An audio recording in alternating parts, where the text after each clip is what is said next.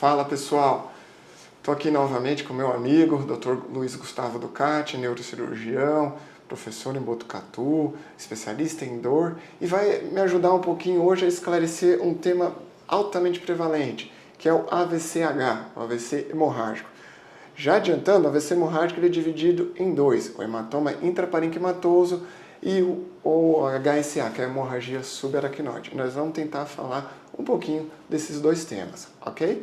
De novo, Gustavo, obrigado por ter aceito o convite, a gente bateu um papo aqui, foi muito bom os outros temas, e eu vou te chamar mais vezes porque tá gostoso esse papo. A gente se empolga, né? Falar do que a gente gosta, a gente se empolga, né? Com certeza.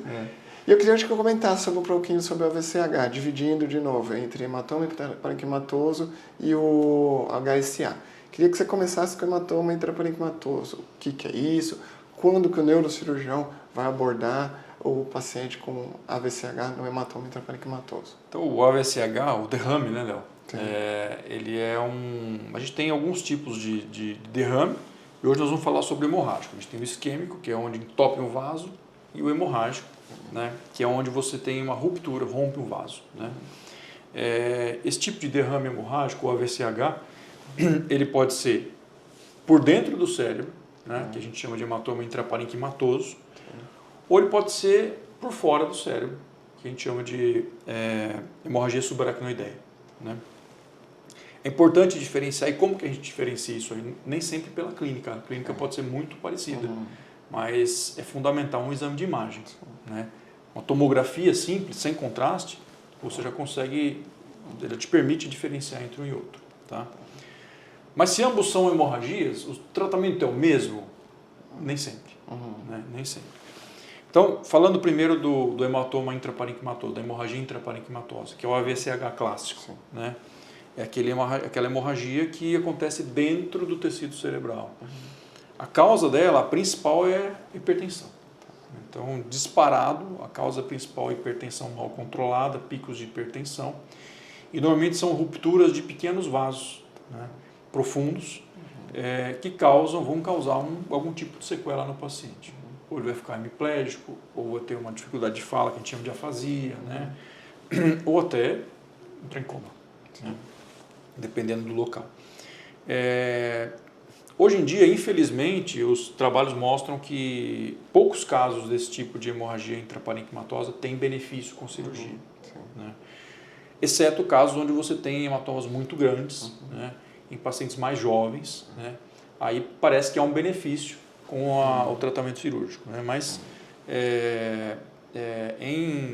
nesses AVCs hemorrágicos pequenos, profundos, né, não existe benefício no tratamento cirúrgico. Desculpa te interromper, quando eu dou aula, né, eu falo bastante para os meus alunos isso daí. O hematoma intraparenquimatoso, a principal causa é a hipertensão.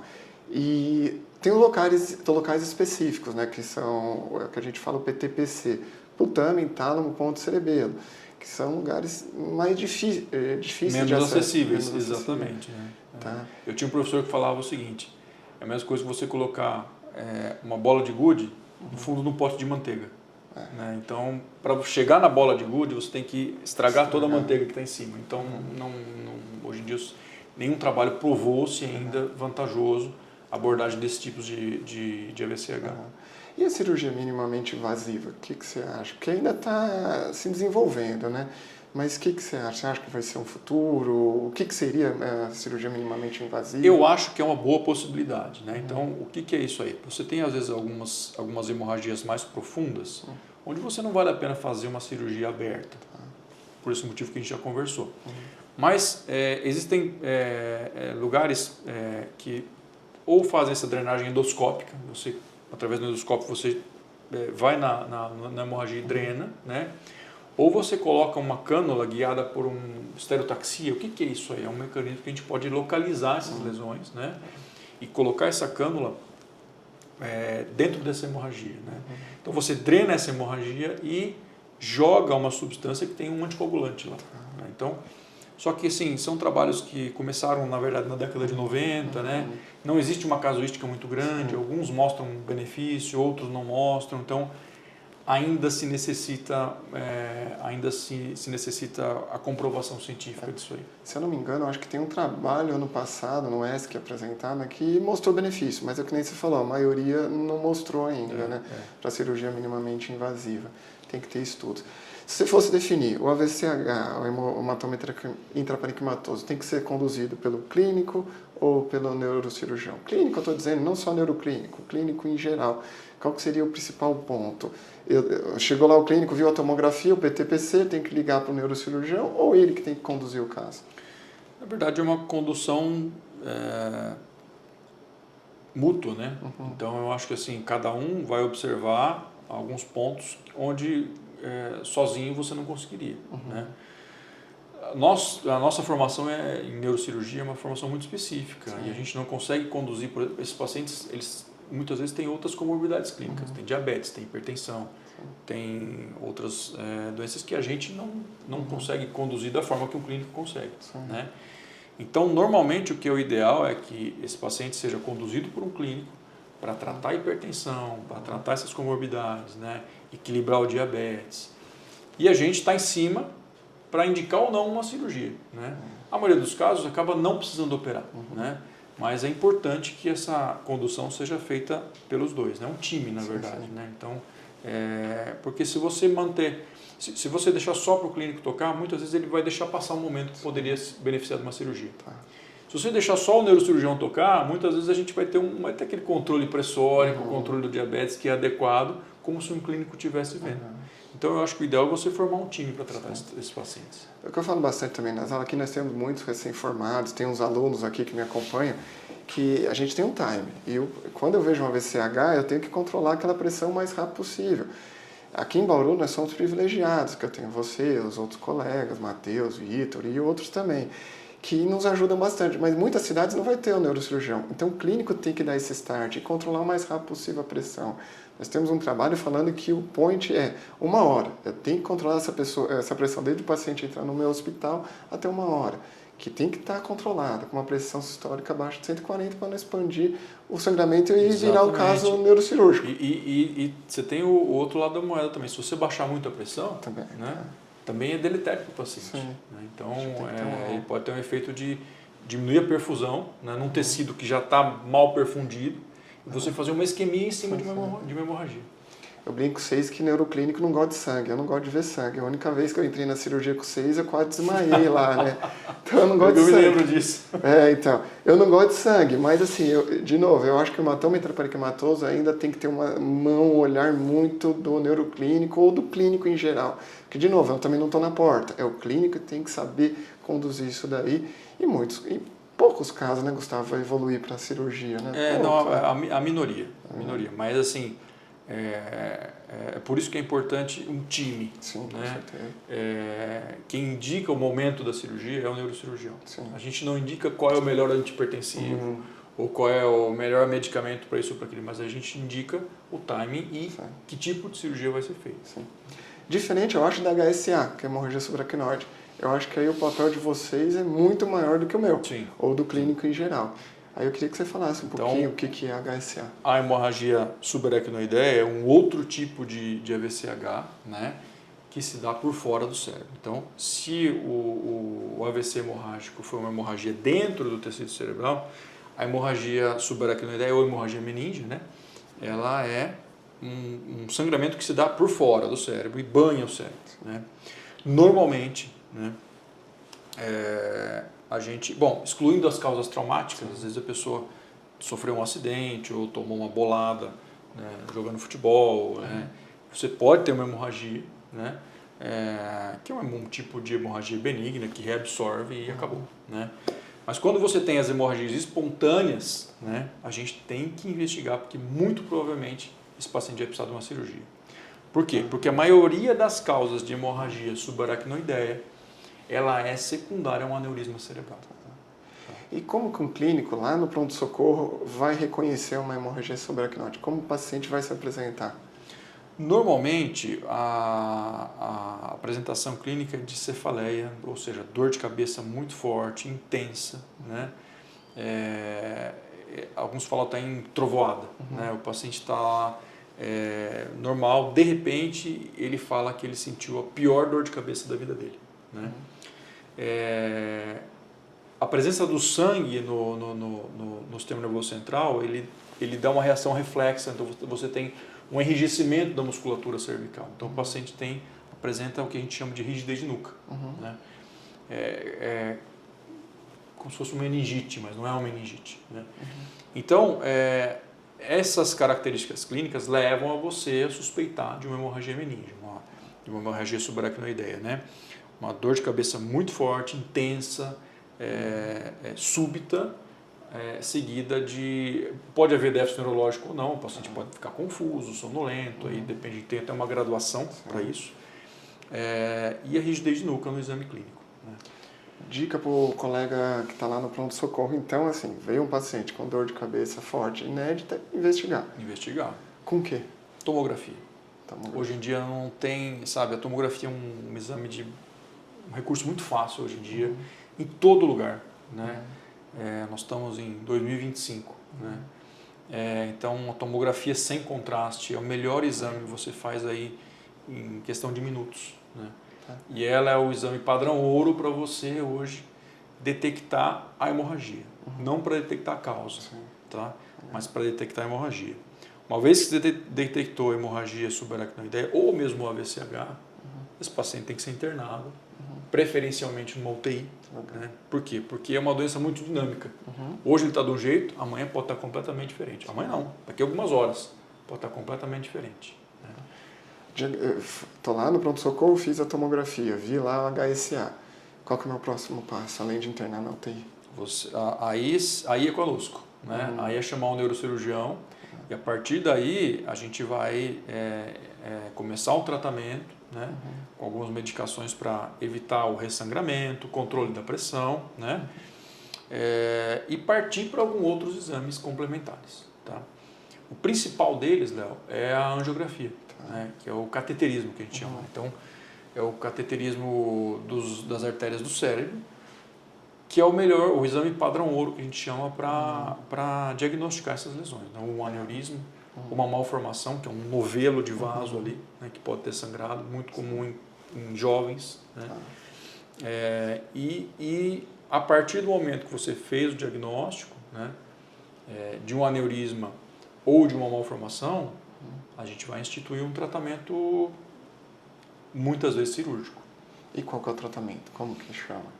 Aí a gente tem algumas opções, né? Então a gente tem desde tratamentos menos invasivos, que seriam as embolizações, né? Se você tem um aneurisma ou uma malformação, você pode, através de um catéter que vai por dentro, né, do vaso, você preenche esse aneurisma. O aneurisma, o que é o aneurisma então? É uma dilatação do vaso. Então você tem um vaso e forma bolha, e essa bolha rompe, tá? E essa ruptura dessa bolha que causa essa hemorragia. Ela fica sangrando? Não, tá?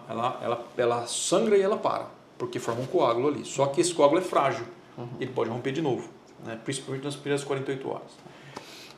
Então, uma das opções de tratamento é você ir por dentro dessa bolha e encher ela ou com uma cola ou com uma espécie de uma mola, tá?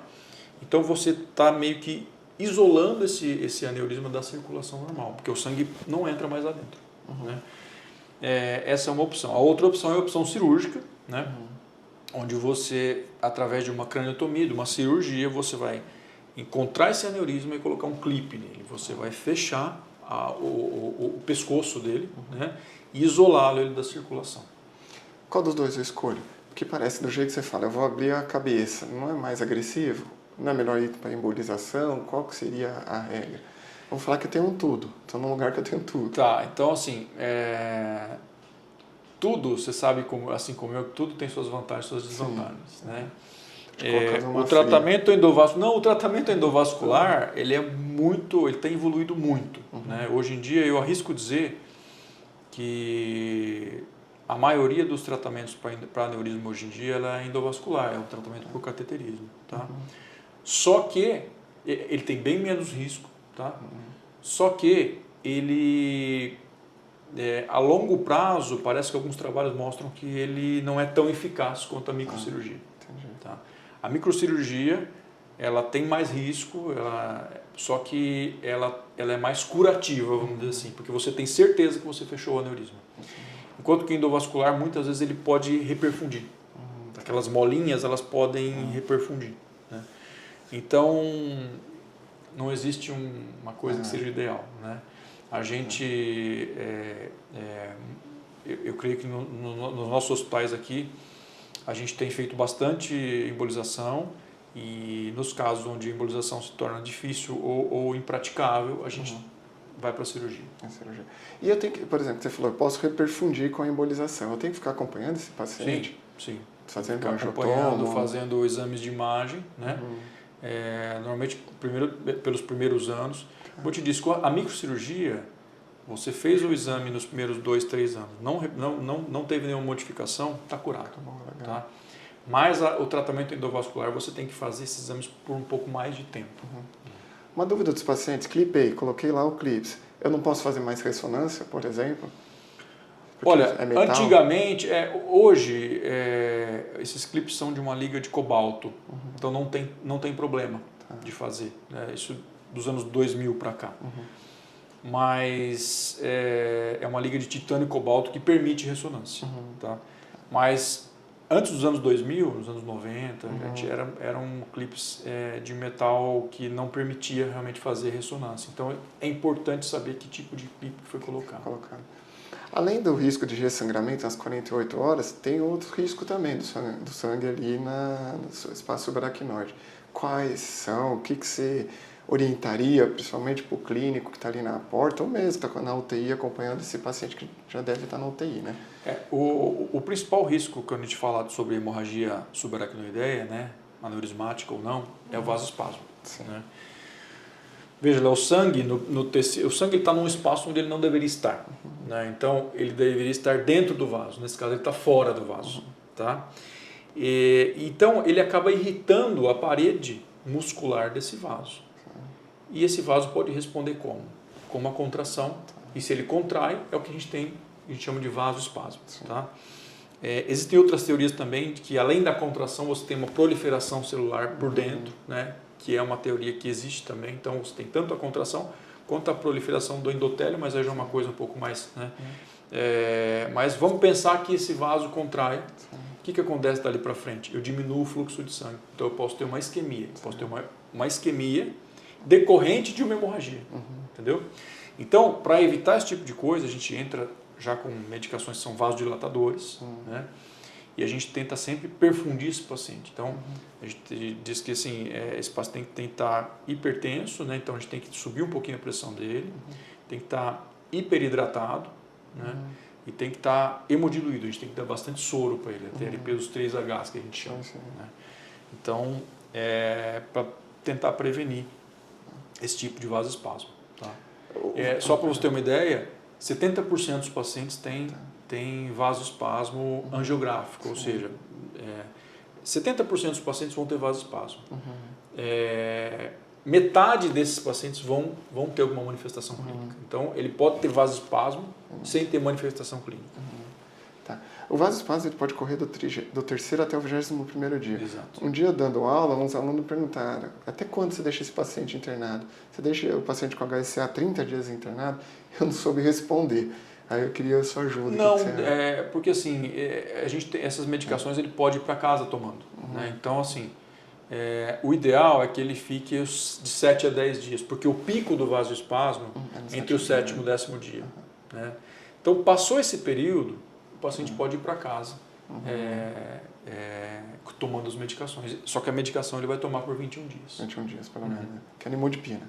Animodipina. Tá achando? Olha, no hospital não tenho tido problema. Agora, em casa, nas farmácias, eu não sei te dizer.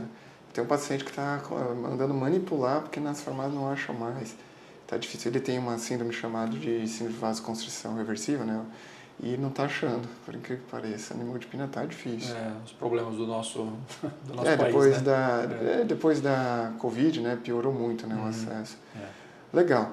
O que você deixa de mensagem, então, Gustavo, sobre HSA e do hematoma intraparencomatoso, do AVCH em geral? Assim, elas são condições extremamente emergenciais que podem se tornar catastróficas, né? Então, assim, na presença de alguma dor de cabeça mais forte, que não esteja melhorando com medicação, ou que, diferente daquelas dores de cabeça que o paciente já tem, não perder tempo e ir direto para o pronto-socorro, né, ou para o pronto-atendimento, para ser avaliado. Hoje em dia, a gente, com um exame simples de tomografia, a gente pode confirmar ou descartar isso aí, e a partir daí instituir o tratamento correto. E para os colegas também, nunca menosprezarem uma dor de cabeça. Exatamente. Já tive paciente que foi no pronto-socorro, o colega menosprezou, chegou aqui, era algo mais grave. Então, assim, não menospreze. O que o Gustavo falou é legal. Dor de cabeça, interessante, legal não, interessante. Dor de cabeça inédita, forte intensidade, tem que investigar. Não menospreze, né? A gente tem que pecar por excesso sempre, né? Com certeza. Gustavo, obrigado pelas informações, foi gostoso o papo de novo. Vou te encher o saco de novo, fazer novos convites aí pra frente, pra gente conversar sobre neurocirurgia. Quando a gente fala do que a gente gosta de fazer, né, a gente acaba até excedendo o tempo, né? Sim, com certeza. Coitado do Leandro, vem daqui, também tá aprendendo um pouquinho. Tá aprendendo, vai sair quase com o mestrado daqui já. Já. Pessoal, se vocês tiverem alguma dúvida, alguma pergunta para o Dr. Gustavo, faça aqui que eu terei uma honra de encher o saco dele. Além de tudo, o Gustavo é meu vizinho, esqueci de falar isso também. E um grande amigo, tá? Então fiquem à vontade. São Paulino, né? São Paulino, eu ia falar, mas senão eu vou ser retirado aqui de alguns.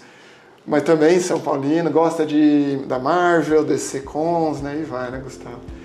Mas se tiverem dúvidas, fiquem à vontade que eu teria uma honra de perguntar para eles. E eu espero vocês semana que vem. Grande abraço.